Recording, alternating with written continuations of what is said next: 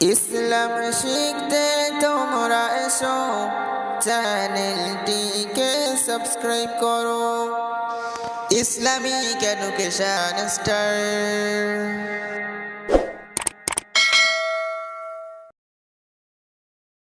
আসসালামু আলাইকুম রহমতুল্লাহি ওয়াবারাকাতুহু। প্রিয় দর্শক যারা দেখছেন, আমরা আগের সবকে পড়েছিলাম তাখতি নম্বর 20 এবং তাখতি নম্বর 21। আজকে আমরা পড়ব তাখতি নম্বর 22, মিম সাকিনের কায়দা সমূহ। কায়দাটি হচ্ছে মিম সাকিনের পরে মিম এবং বা আসলে তখন গুণনা হবে, এছাড়া অন্য কোনো অক্ষর আসলে গুণনা হবে না। ডাইরেক্ট সরাসরি উদাহরণে চলে যাচ্ছি, আপনারা স্ক্রিনে খেয়াল করবেন। হুম ফিহা, এখানে দেখতে পাচ্ছেন হুম, হা মিম পেশ হুম, মিমের ওপরে সাকিন আছে, তো এটা হচ্ছে মিম সাকিন।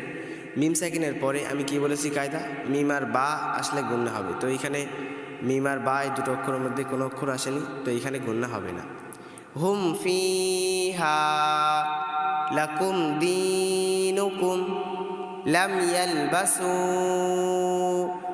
আম লাম তুনদিরহুম লাহুম আজরুন ইন্না রব্বাহুম বিহিম।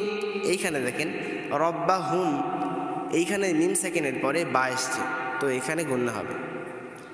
ইন্না রব্বাহুম বিহিম তারমিহিম বিহিজারাতিন ওয়া মা হুম বিমুমিনিন